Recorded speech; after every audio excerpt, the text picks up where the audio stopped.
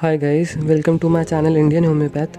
My name is Rohit Goyal and I'm currently pursuing my BHMS from Nehru Homeopathic Medical College and Hospital, Delhi.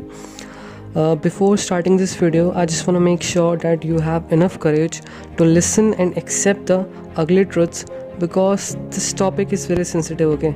And only few people talk about this openly. So please watch this video till the end. So the thing is, since I joined BHMS, I knew that there will be criticism of Ayush systems, especially homeopathy, but I thought I could counter it and handle it alone. And I am handling it and counter objecting the skeptics, or should I say pseudo skeptics, through various platforms like Quora, YouTube, etc.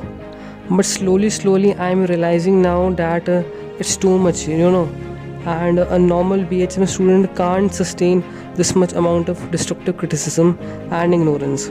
This destructive criticism has many layers of it like an onion, and it's my duty to let you aware what's the reality happening in the medical world nowadays.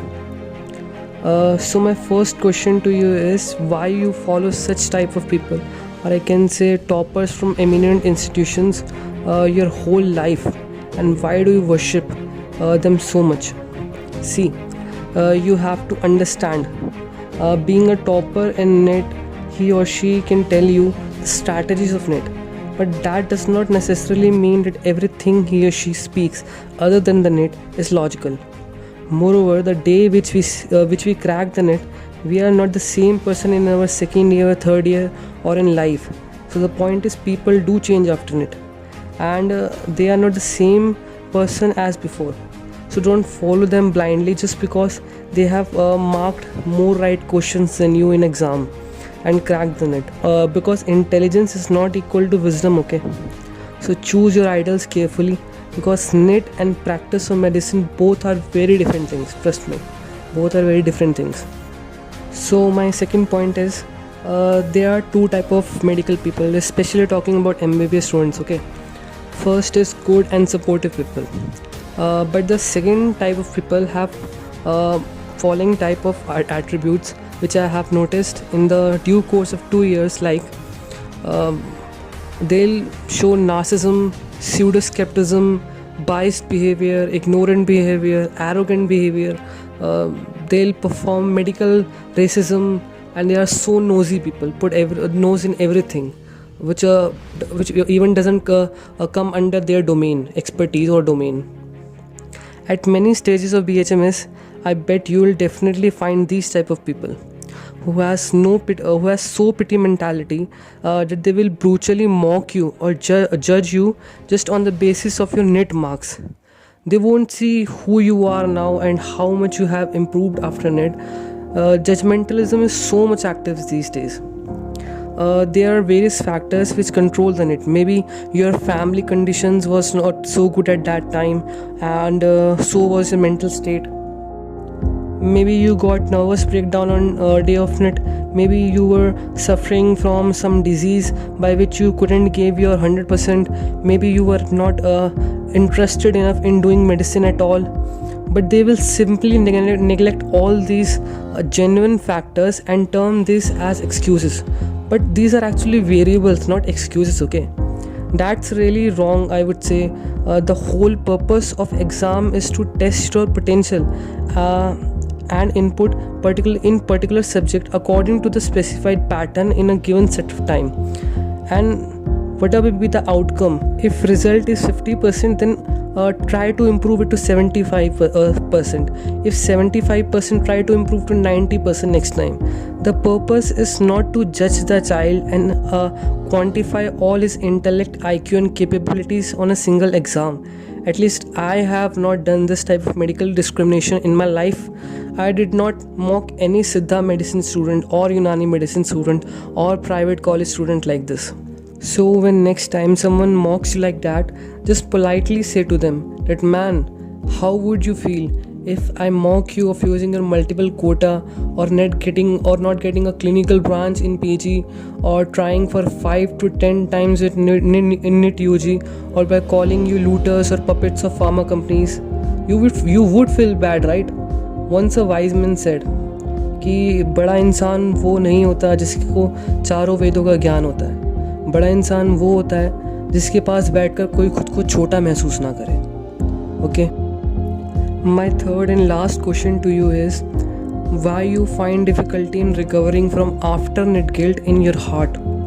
Tell me, what was your crime? Just scoring less right. So how long you will give punishment of that crime to yourself? Once Zakir Khan said that कभी कभी किसी बड़ी जीत के लिए एक छोटी हार को मंजूर कर लेना चाहिए, क्योंकि वो हार बस एक छोटा सा किस्सा है तुम्हारी बड़ी सी कहानी का. Once Hrithik Roshan said that it doesn't matter you win or lost, at least you enjoyed those pre-med days of your struggle. That experience is very important. You tried your best, you lived those moments. That's very important.